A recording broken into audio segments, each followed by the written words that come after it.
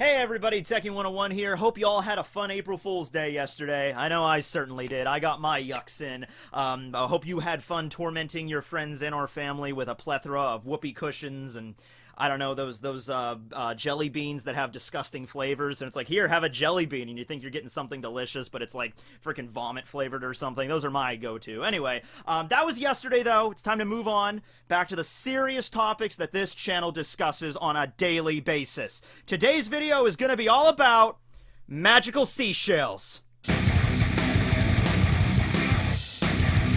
Damn straight. So, about 2 weeks back, I made a two-part series discussing the technology in the One Piece world, but I only talked about the technology that we get to see on the Blue Sea world, you know, things invented by Vegapunk and Frankie and all that stuff. There's an entirely different world on the planet, and that is the world of the sky, the White Sea, and the White Sea. I think they were kind of, I don't know who named those, but they were really not that clever, you know? It's like, oh, this is the White Sea, and they kept going further up. Oh, there's another one. What are we gonna call this?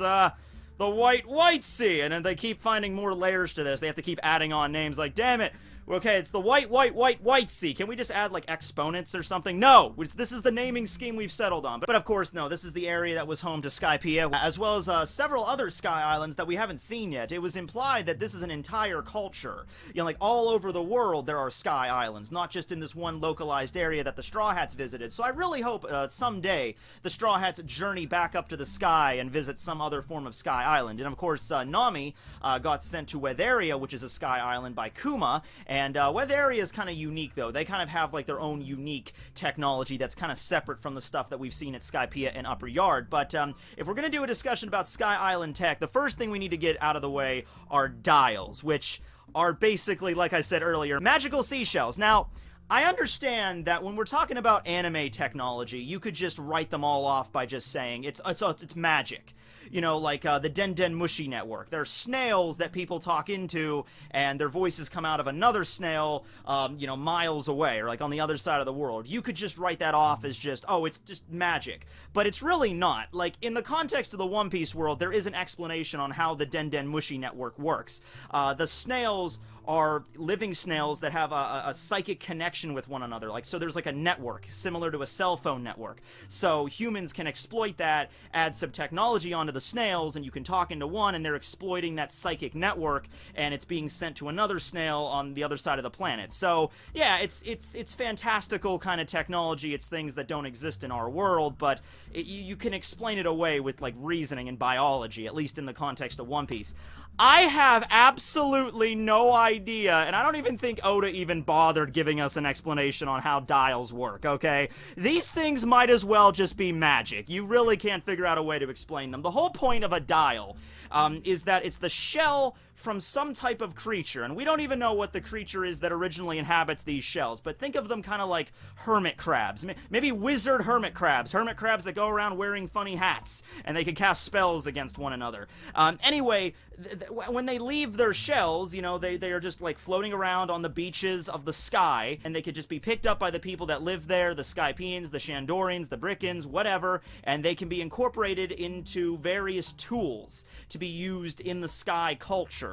Alright, so basically how they work is that certain dials can store certain things and then release that certain thing whenever the dial is pressed. The apex of the shell is pressed, like a button. So for instance, I think one of the most common dials that we get to see in the story is the breath dial, which can store air and wind. So basically what you do is you just take what looks like an ordinary seashell and, you know, you just wind it up, you get a lot of air in there, you know, and then that stores the air, and then you press the apex of the shell, and then a jet of air will come out of the shell. And you can use this for propulsion. You can attach this to ships and things like wavers, and then, you know, you can use them to propel your ship forward. You know, so, and it's like with zero energy loss as well, because you can just do this with air, right? And then you can press this, and like a jet of air will just continuously come out. Not like even more of the air than you sent in will come out. Or I guess it's just being copied and pasted like over and over and over again, like a file on your computer, right? Like, for instance, the flame dial can store fire, obviously, but the fire, as long as you're like pressing the button, the fire will continue to come out. There is a limit to this. It's not infinite per se, but certainly it seems like more can come out than what you put into it, in most respects from what we've seen. So yeah. Now, on top of that, certain weaponry and, like I said, vehicles also incorporate dial technology, so I'm going to go into that there. And if you want a full list of these, you could just go look up the One Piece wiki. However, I noticed the wiki kind of left out a few things that I'm going to be bringing up here in this video, a few things that I just doesn't click, so I'm going to be bringing that up there. But let's just go into the different kinds of dials and what they do and how they're incorporated into the One Piece story. And there's also some dials that were mentioned but never actually seen. And dials have sort of fallen out of vogue, you know. They were really popular, of course, in the Sky Island arc. That was like the main focus. I love Oda when he comes up with concepts like this, because you're going to a completely different land that's not, you know, most people in the One Piece world on the Blue Sea don't even know that Sky Islands exist. Most of them just think of them as a legend. So it's like a completely different culture, and Oda went out of his way to develop these, you know, unique things called dials that don't exist in the Blue Sea, or at least don't exist in large numbers on the Blue Sea. And in the sky, he figured out clever ways to incorporate these into weapons and all that stuff. So I'm very, very interested in dials, and I know they were used a little bit in Water 7. They played a huge role in Usopp's arsenal for a long time. That's how Usopp created his Kabuto and the Perfect Climate Act. But beyond Eni's Lobby and beyond Thriller Bark, I think Thriller Bark was the last time that an impact dial was actually used. It might have been the last time any dial was used by a core member of the Straw Hats. But after that, I think aside from the tone dials that were used during Brook's tour as the Soul King, I don't think they've ever really been brought up after that, or used like in a big way by a major Straw Hat. Like we never see Usopp breaking out the impact dial, you know, against a Fishman or against, you know, on Punk Hazard or anything like that. Right, so let's get into this. Now, I divided these dials up into 4 major categories just to make them easier to discuss here. Keep in mind, these are not categories that are mentioned in the One Piece story. It's not like, you know, Wiper comes out and describes the dials in these categories. These are just things I'm coming up with. The first category I came up with was the battle category. So these are dials that are primarily focused on warfare and combat. And keep in mind, if you're clever, any one of these dials, with maybe 1 or 2 exceptions, could be used in combat. If you have the right applications for it, if you use it the right way, if you maybe add it to a certain weapon. So yeah, most of these can be used in combat, but I'm talking about things like the impact dial and the reject dial and the axe dial, things that, you know, can be used to physically damage your opponent. The next category is the element category. These are dials that store certain elements like fire or light. The next category is the miscellaneous category. This is a category of dial that is mostly used to just kind of, you know, improve your daily life. Things like the tone dial, able to store sounds and things like that. You could use them for battle if you're clever, and they have certain, you know, specific applications, but for the most part, they're just used to just improve your daily life. And the last category is the cloud category. These are dials that store certain types of clouds that can only be found in the sky, and then they can be used, you know, for certain uses up there. When the Straw Hats arrived back down on the Blue Sea from the sky, they tested out all their dials, and most of them worked except for the Milky dials, which used to create clouds, and they wouldn't last. You know, they could create clouds, but they would fizzle away, you know, while they're on the Blue Sea, like the atmospheric pressure wasn't good enough or something. Now, eventually, Nami does figure out a way to make clouds, you know, on the Blue Sea with her sorcery climate attack after the time skip, but we don't really know exactly how that worked, and she trained for 2 years on a sky island, so that maybe they figured out some way to mess with that to allow clouds to exist on the Blue Sea. But for the most part, cloud-based dials only work in the sky. So first, let's talk about the battle dials. There's only 3 of these, as I stated. They're the impact dials, the reject dials, and the axe dials. So the impact dial is probably the dial that gets used the most in combat throughout the One Piece series. It's a very simple, basic dial. It's a flat dial that has a bunch of holes drilled around it, and whenever something hits it, it absorbs that impact. So the dial doesn't actually get fractured. Keep in mind, these are still seashells, and they're rather fragile. In fact, I think Conus even mentioned that as long as a dial is not cracked or broken, it can still function. So that implies that whenever a seashell is broken, you can't use it anymore. And I guess they're the same fragility as most, you know, shells are, except with impact dials. So you could set an impact dial down on a table, take a giant hammer, and you could smack that thing as hard as you can, but the dial will not break. Instead, it will absorb the impact of that hammer, and then when you press the apex of the shell, it shoots out that impact in a focused point. As you can imagine, this is extremely useful for not just, damaging your opponent, but also absorbing impacts from your opponent's attacks. Now, Usopp used an impact dial in a very clever way. It's still one of my favorite moments from Usopp during Thriller Bark when he was fighting Perona. Perona had covered Usopp in one of her giant ghosts, and she was ready to detonate it, and Usopp would have been blown to bits. He would have been, killed. But he had an impact dial on him, so it absorbed the impact of the explosion, and then he used it to, attack Hippo Gentleman, and that freaked out Perona, like, oh my god, he's so strong. Now, the downside of the impact dial, I know it sounds awesome, it can absorb an impact and shoot it right back, but the resulting shockwave does indeed travel back. There is a recoil damage factor here, so when you use it, depending on how much energy you store, it'll shoot it out, but it also, cause strain on your body as well, and Usopp, whenever he uses it, he states that it feels like his arm's about to get ripped off. So it's a very dangerous dial. Now, the people in the sky are kind of, tougher, and they're used to using these. They've probably, trained using impact dials ever since they were children, so whenever they use one, they don't really feel the backlash as much as a regular Blue Sea Dweller was. But on the negative side is that as well, impact dials don't deal as much damage. Like, for instance, when Wiper was fighting Shura, he takes out what looks like an impact dial, and Shura's like, an impact dial? That can't kill me. So, even though they might not cause as much recoil damage to the people living in the sky, they probably won't deal as much damage either. It kind of seems weird. It seems like it would be completely dependent on how much damage they absorbed. Like, yeah, I'm sure, for the most part, it's like, take a giant hammer, here's the impact, or something like a big explosion, but, what's the limit here? If there was, a giant meteor crashing down to Earth, could you just hold up an impact dial and just boop, and then the giant meteor just kind of plops to the earth harmlessly, all the impact absorbed into a freaking seashell? Because if that was the situation, if that was the limit to what you could absorb, then yeah, I'm pretty sure it would have killed Shura, but obviously there's probably a limit to this. Something of certain size and of certain force or shockwave, it would probably just shatter the shell rather than absorb it completely. So I'm sure there's definitely a limit to this. But Wiper did not in fact have an impact dial against Shura. He used a reject dial, which is a completely different type of dial. The same basic premise as an impact dial. It absorbs impacts from something. However, it multiplies the energy released times 10. So you hit it with a hammer using a reject dial, it amplifies that damage by 10. So it's the same basic drawbacks and positives from the impact dial, causes a lot of damage. However, the recoil is times 10 as well. And Wiper almost died after using this about 3 times during Sky Island. He used this to destroy Giant Jack. He almost killed Eneru with it, but unfortunately Eneru has the Goro Goro no Mi, so even after he took a brunt of a rejectile right to the heart, he was just able to use his electrical powers to restart it.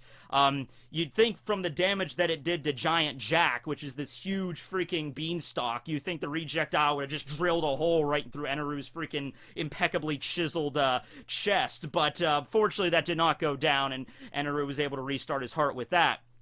So, yeah, very powerful dial. I do not believe the Straw Hats have access to a reject dial, which is probably for the best. But hey, I don't know. Having a reject dial on the Sunny, just in case of emergencies, it'll cause extreme damage, and it might blow your arm clean off. But hey, if you're up against Death's Door, freaking maybe Big Mom or Kaido's rocking towards you, I mean, it's worth a shot, right? I mean, go big or go home at that point. When Luffy was fighting against Lucci, and Lucci has, he mastered the 6 powers, and he gained a new ability, the Roku Ogon. I think it was stated that the energy released from the Roku Ogon was roughly equivalent to that of a reject dial, probably around that general level, and it wrecked Luffy's shit quite a bit. So, yeah, pretty dangerous here. The last dial that's focused entirely on combat is the Axe dial, and the Axe dial is pretty simple. It's sort of like an impact dial, except it only shoots out the impact in a straight line, in a very condensed path, so it basically has a slashing effect rather than just a concussive attack. If you get hit with an impact dial, you get knocked back, you got hit by some serious freaking shockwave. If you get hit with an axe dial, it's all that impact, that shockwave compressed in a little line that'll slice you up rather than knock you back. Yama had these, and each one of the enforcers, those goat dudes on Guard's army, they had at least one of the axe dials. Yama basically took a bunch of axe dials and sewn them into his sash so he could just stretch out out his sash and then use his axe style to like crush somebody against a wall because he's like this big fat guy, but he could also cut him up using the axe styles. I like the axe styles. It was a pretty interesting premise. Only the gods, enforcers, and Yama use these things, but they're an interesting like wind blade kind of dial.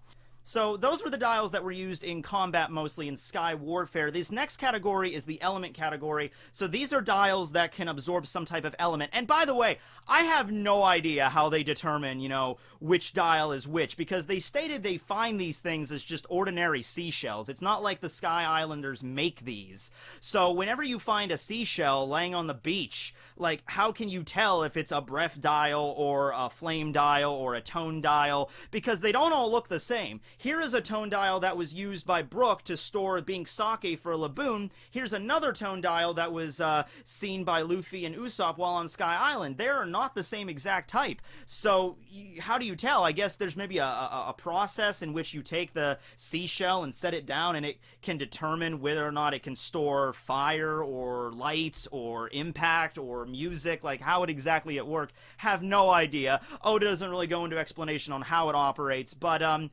it's still an interesting concept. Alright, so the element dials are thusly. First, we have the fire and heat dials. Pretty self-explanatory. The fire dial, or the flame dial, can store fire, so it's a lighter, basically. You have fire, you stick it up to the shell, and it absorbs inside, and then you press the apex, and then flames will erupt.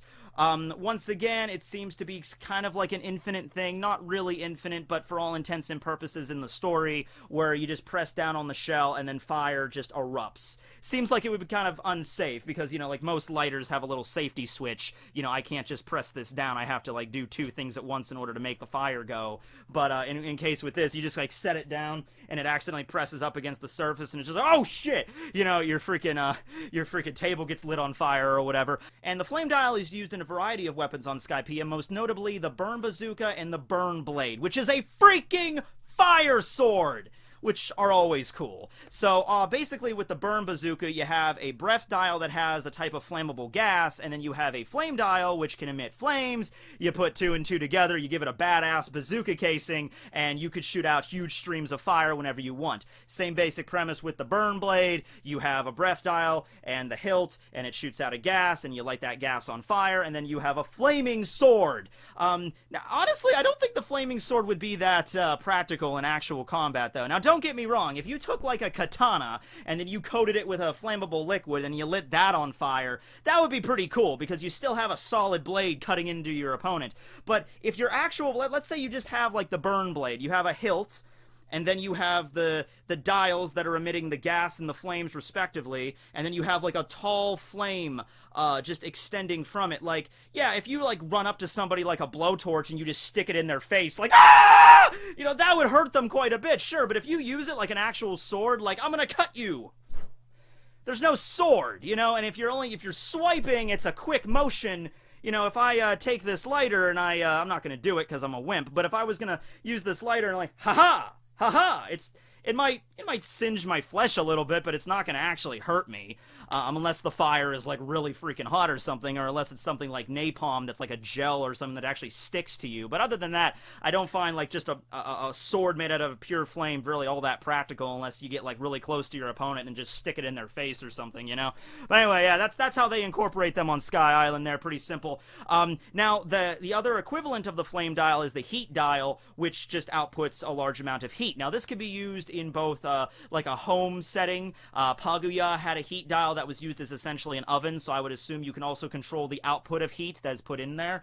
Have absolutely no idea how that works. I don't know if there's like a little thing that like a dial to the dial that you can add on to adjust the heat and the temperature, or if it's like the heat that it absorbs at first. Let's say the heat is at 200 degrees Fahrenheit, so you hold the dial up, it absorbs the 200 degrees, and then that dial will always output a consistent 200 degrees Fahrenheit every time you press the button, and then you could use that to cook certain things. But in that regard, you would have to have multiple heat dials in order to cook certain food. But yeah, I'm probably thinking a little bit too much into this. Heat dials can also be incorporated into Sky Warfare. Shura had one in his javelin, which... metal javelin, metal spear with a heat dial into it, increases the heat of the metal, and you get like a super hot freaking javelin to stab your opponent with. So, pretty useful there, I must say. Next up, we have two other element dials that are not actually seen or shown being used in the story, but they were mentioned offhandedly. We have the water dials and the thunder dials. Now, the water dials were mentioned after the whole thing with Eneru, nuking an entire island and all the damage he did. Things are lit on fire around him, and the citizens were talking about using water dials to extinguish the flames. So basically, like fire extinguishers or like a firefighter's hose, so it stores water. They're in the sky. They do have a cloud sea. Clouds are water, so you could probably find a fuel for that. That's the one that makes the most sense for just like you could set a water dial in the ocean or when it rains or something and just, have it absorb all that water. Once again, magic, because you're storing a tremendous amount of water inside of a tiny little shell. We don't get to see that be used, though. And also we have the thunder dial. This was something that was offhandedly mentioned by Eneru as something that's like a conduit for his Maxim that channels his electric powers, right? We don't actually get to see what it is, and we don't get to see it used in combat, although I think that could be pretty useful, too. I mean, just like with the heat dial, you can attach a heat dial to a sword to heat up the blade, attach a thunder dial to your sword, and it makes, electricity flow through it. And I know thunder is not electricity, but just go along with it. It sounds cool, right? Also, I'm interested in how you gather the material for a thunder dial. You would literally have to capture lightning in a bottle. So, how would you like that job? You're up on Skypiea and you're working in some dial factory or some dial modification plant or something, and they're up there like, okay, Bill, kind of time to make some new thunder dials, and they give you some empty ones, and you're up there with a freaking like metal pole, like trying to attract lightning, like well, in Skypiea, you really don't even have to do that because Eneru he has the Goro Goro no Mi, so really all you have to do is go out and badmouth God. Just go out and be like, Eneru, I don't believe in you. I don't think you're actually God, you dipshit. And then he sends down a lightning bolt, like, shh, ha-ha, I've captured lightning in a bottle. I succeed. And then he nukes you again, and then you die. But you at least got the thunder dial out of it. Okay, cool. Man, that would actually be, I could see them doing that. I could see, like, people use it, because if they existed, I could see the Skypeans going around and, like, trying to fight against Eneru by absorbing his electricity and using it against him. It wouldn't work, but I could see that as a clever way to fight against him. But maybe the thunder dials were very limited only to Eneru. Maybe he made sure to gather them up. He mentioned that he came from Blicka, and the jet dials came from there as well, and the jet dials are extinct because Eneru wiped out his homeland of Bricka, so he's the one that has most of the jet dials, There's a few scattered around, but he has most of them. Maybe it's the same thing with the thunder dials, like maybe they only came from a certain region that no longer exists, okay, so they're kind of rare. Now, the next two elemental dials we have deal with air or wind, and that's the breath dial and the jet dial. Now, the breath dial is the more common one that's used on Skypiea. Like I said, it's just, you take a dial and, you do this motion. You could probably make a machine for that goes around in a circular motion to get as much air in there as possible, press the apex, and then a stream of wind shoots out. This is used to propel their ships and their wavers and all that. There's an equivalent to this, the jet dial, which is basically the same thing like how a reject dial multiplies the impact of an impact dial by 10. The jet dial probably multiplies the stream of air or wind by 10 or something like that, because the jet dial is, as the name suggests, a lot faster, and the people of Skypiea used to use jet dials to propel their ships because it was just more efficient, more speed, but ever since Eneru wiped out Bricka, the jet dials are extinct. Nami's waver, the Shiro Mokuba, now has a jet dial because it was kind of old. They found that in the ruins, and that just proves dials can last a long time, hundreds of years, as long as they're not physically cracked or destroyed. And then Eneru had a bunch of them. I think he had something like 200 jet dials as like a backup flotation device for his Maxim. Whenever his Maxim was damaged and he couldn't keep it afloat using his electrical powers, or the gears were messed up, there was like a backup generator of like 200 jet dials, so the Maxim wouldn't crash down to Earth. It would stay afloat for a little while until Eneru could repair his arc. So yeah, that's the jet dial. Also, Getatsu used some of them in Sky Warfare, attaching them to his shoulders so he could use a jet punch. However, Getatsu is a freaking moron, so it wasn't really all that effectual. But yeah, it's and I'm sure if used by a normal person, it would probably damage you a lot more. Like, imagine if you had a jet propulsion on your shoulder or your elbow, and you just like your rocket punch, but it like breaks every freaking ligament in your arm at once. That hurt, but it was awesome. So that's the breath and the jet dials there. The breath dials can also be used to store things other than air, such as gas. Usopp used one in his fight with Luffy. He stored a flammable gas in there, and then, you know, hid it behind a rock, and the gas began to fill the battlefield, and then he ignited it with a flame star against Luffy. Now, this is kind of contradicting something on the wiki with another type of dial, and we'll get to that when we get to the miscellaneous category, but just keep that in mind for right now, that the breath dial can store things like flammable gases on top of just straight up air. Okay, so moving on to the two light-based dials, we have the flash dial and the lamp dial. Both of these absorb light and release it. The flash dial is more or less pretty much like a flashbang. You know, you store amount of light in there, you press the button, and it's just a bright flash, like, you know, right at the instant that you press the button, and probably when you let go, the flash dissipates. And Usopp used this to great effect against Luffy during their battle to, you know, basically like a flashbang. You know, it stunned him, so Usopp could get some distance and launch some other attacks against Luffy while he's staggering around blinded. The other equivalent, the lamp dial, pretty much also just used in home life like the heat dial for the oven, except this one doesn't have a lot of applications in battle. It just releases a steady amount of light instead of just one quick bright burst. It probably breaks out that light into a steady amount over a period of time. This can be used for lamps, obviously, just in your house, so yeah. The flash dials were also used in Bram's flash guns. So he fired bullets from his guns, but they also emitted a bright flash at the same time to stun your opponent, and they couldn't see where the attack was coming from, and so they get blinded, and then the bullets end up hitting them like they did against Zoro. So yeah, very useful there for combat.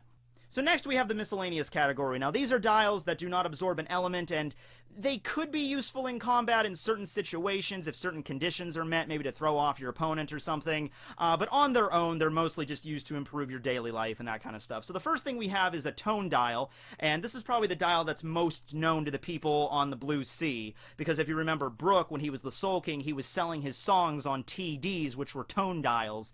So people actually had like headphones with dials on either side in place of where the headphones would be, and they would play like, you know, the Soul King songs to them. So that was pretty cool, and you could also adapt them to like turntables and stuff. So I guess maybe this is the most common type of dial, and it finds itself down to the Blue Sea quite often, or maybe some like merchant ship or something went up to the sky and discovered these things and brought a bunch back down, and that's why the TDs, the tone dials, are so big in the Blue Sea right now.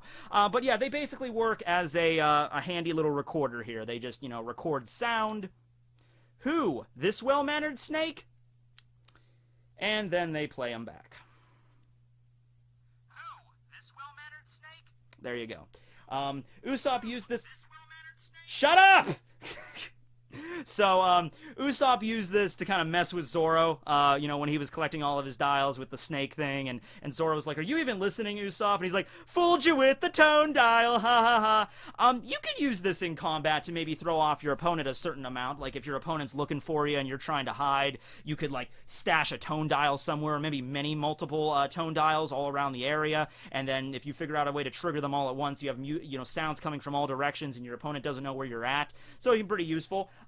It can also be used as a weapon, I guess. It depends on the kind of sound you absorb into it. Like if it's some like really high-pitched thing and it can emit the sound in the exact same way that it was originally heard, then yeah, you can run up to your opponent and just, it's basically like a sound bomb going off, you know. So or you could use it just to mess with your friends, like Usopp did. But yeah, ow, that hurt. But yeah, it's an interesting kind of dial that's shown a lot after Brook became Soul King and everything like that. Like that's how he got his music to the world. But hasn't really been mentioned since. And of course we have the tone dial used by Brook himself that he keeps inside of his skull that has the song of Bink Sake, which I guess also proves that the tone dials have been around on the Blue Sea for quite some time, because he had one about 50 years ago when his crew was attacked and he was killed. So yeah, tone dials are probably the most common. Alright, so next we have the vision dial. Pretty simple, it's basically a camera. Amazon used this to capture the images of the Straw Hats as they were entering Sky Island. Kind of interesting though, because unlike all the other dials, like with a tone dial, you just say some words or make a noise into the dial and then it just repeats the sound back. The flame dial absorbs flames and then shoots the flames out. You can use the vision dial to capture an image, but how do you view the image?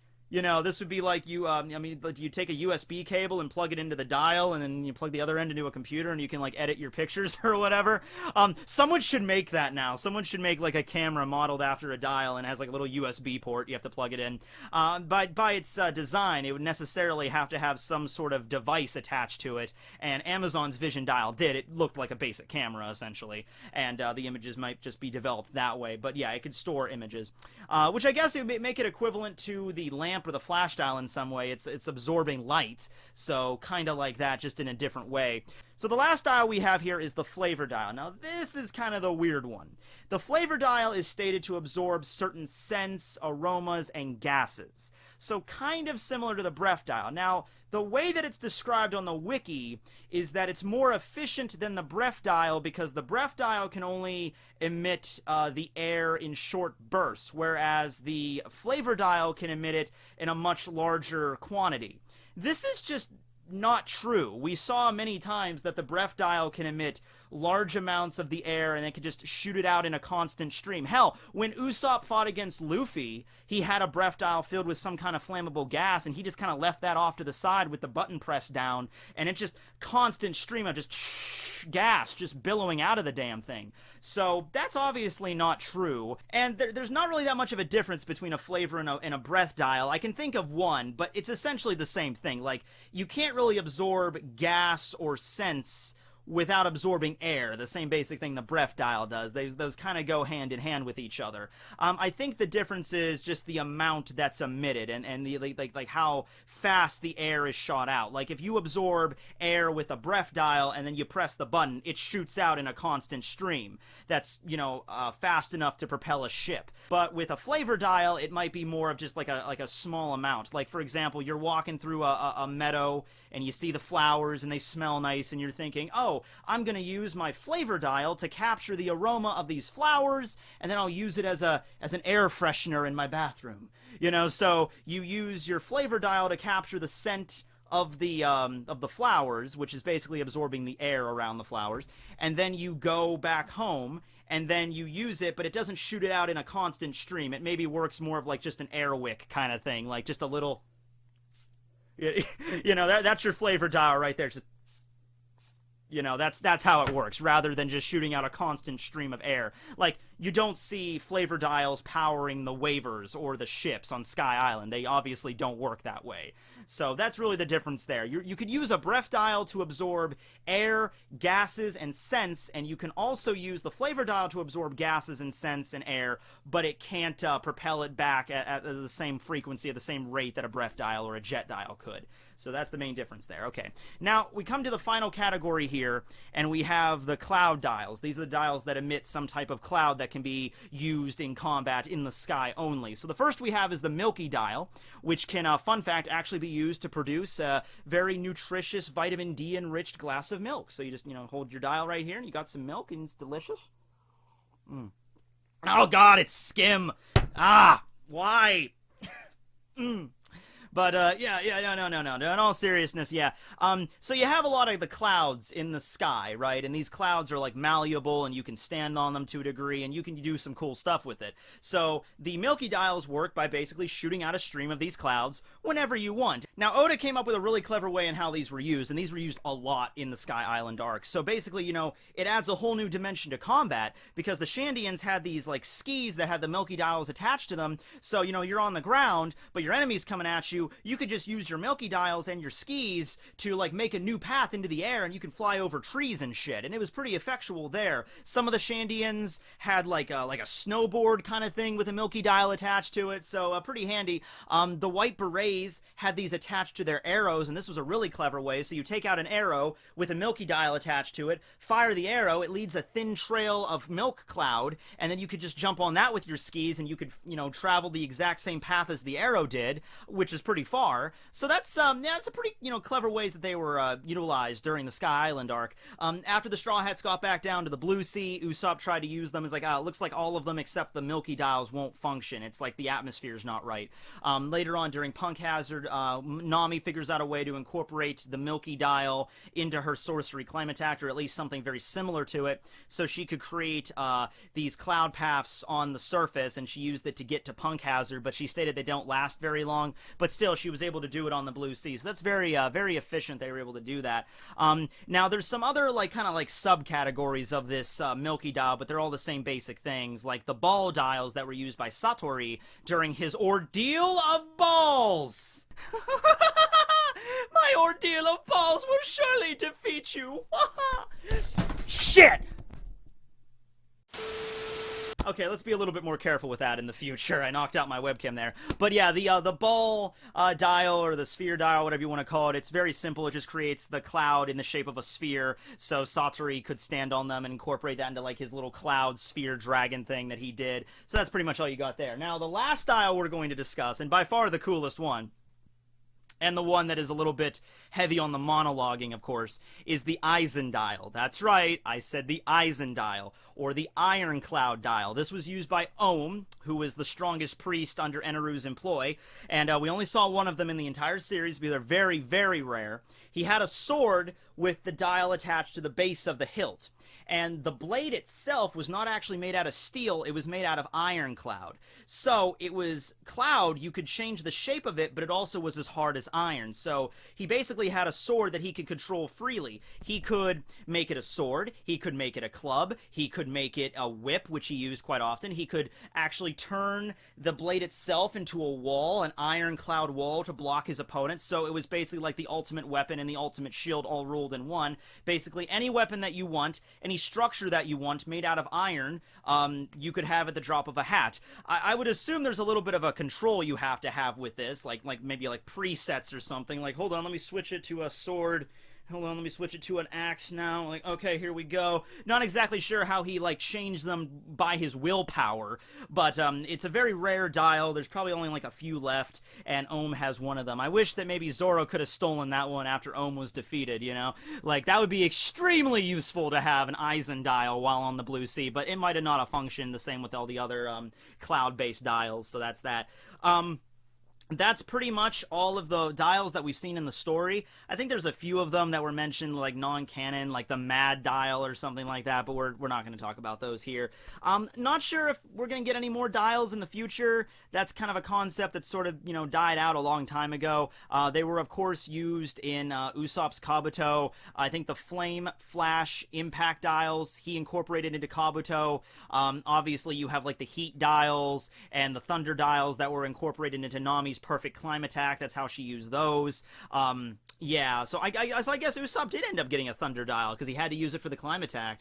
As for things like the Cool Ball, that might just be a Breath Dial that absorbed cool air or something like that. I don't know if there's a Chill Dial. We haven't seen that.